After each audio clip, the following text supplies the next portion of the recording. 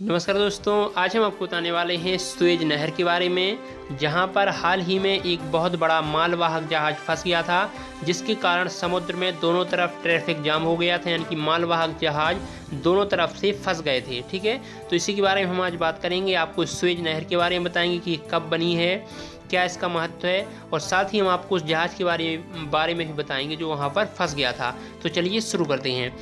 1858 के पहले अगर आपको एशिया से यहाँ पर जाना है, यूरोप तरफ ही जाना है, ये यूरोप है, ठीक है, यहाँ पर इंग्लैंड वगैरह ये देश हैं, और ये अपना भारत है एशिया में, ठीक है। तो अगर आपको एशिया से यूरोप में जाना है तो आपको इस रास्ते से जाना पड़ता था, ठीक है। अगर आप समुद्री रास्ते से जाना चाहते हैं तो आपको इस रास्ते से जाना पड़ता है, यानी कि अफ्रीका, ये जो अफ्रीका कॉन्टिनेंट है ये वाला है, इसको आपको पार करके यहाँ से केप ऑफ गुड होप से, यहाँ पर केप ऑफ गुड होप है, तो आपको यहाँ से पार करके जाना पड़ता था, ठीक है। लेकिन 1858 के बाद अंग्रेज़ों ने यहाँ पर ये सुएज नहर बनाई, ठीक है।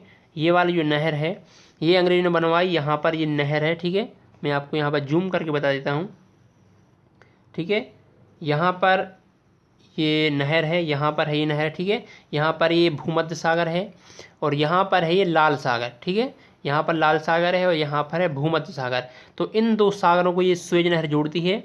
इसकी जो लंबाई है सुएज नहर की वो 168 किलोमीटर है, ठीक है। 168 किलोमीटर लंबाई है और करीब 60 मीटर इसकी चौड़ाई है। 60 मीटर के समथिंग इसकी चौड़ाई है। और इसकी गहराई की बात करें तो 15, ठीक है, 15 मीटर की समथिंग इसकी गहराई है, ठीक है। 15 दशमलव कुछ है, 15 मीटर इसकी गहराई है सुएज नहर की। इसका जो काम है वो 1859 में चालू हुआ था और 1869 में, यानी कि 10 साल बाद ये नहर चालू हो गई थी, ठीक है। ये नहर चालू होने से फ़ायदा ये हुआ था, मैं आपको इसमें बताता हूँ।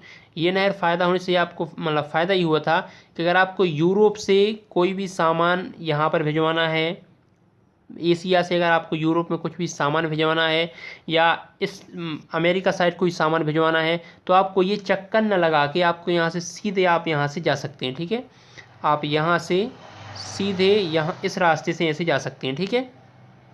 तो ये फ़ायदा है आपको। किसी यहाँ पर कोई किसी भी जगह से अगर आपको सामान भिजवाना है, चीन से कोई सामान जाना है या कहीं से भी कोई सामान जाना है, जो कोई भी कंटेनर जाता है, मालवाहक जहाज़ जाते हैं, तो वो यहाँ से सीधा रास्ता पकड़ के यहाँ पर यूरोप में या अमेरिका में सामान पहुँचा सकता है।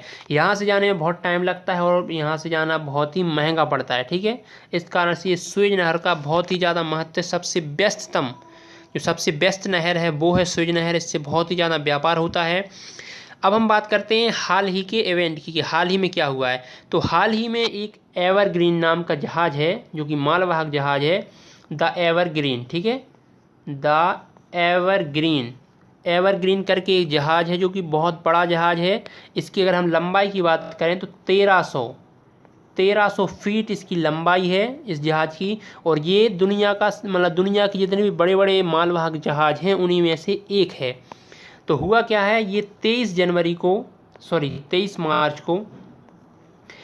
मार्च को यहाँ पर सुएज नहर में फंस गया था। सुएज नहर में फंसने के बाद दोनों तरफ से जो जहाज़ हैं वो भी फंस गए थे, क्योंकि ये बीच रास्ते में फंसा था, क्योंकि ज़्यादा उसकी चौड़ाई नहीं है सुएज नहर की। मैंने आपको पहले ही बताया है कि 60 मीटर मात्र उसकी चौड़ाई है। तो एक मतलब तूफ़ान की वजह से, जो रेतीला तूफ़ान आया था, आंधी आई थी, उसकी वजह से ये जो जहाज़ है द एवरग्रीन वो कुछ इस तरीके से यहाँ पर फंस गया था। आप इसकी फ़ोटो भी देख रहे होंगे।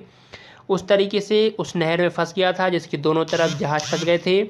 जहाज़ फंसने से क्या हुआ था कि जो माल की सप्लाई है, यानी कि अगर एशिया से कोई माल जाता है यूरोप साइड, तो जो माल की सप्लाई है वो पूरी तरीके से ठप हो गई थी, ठीक है।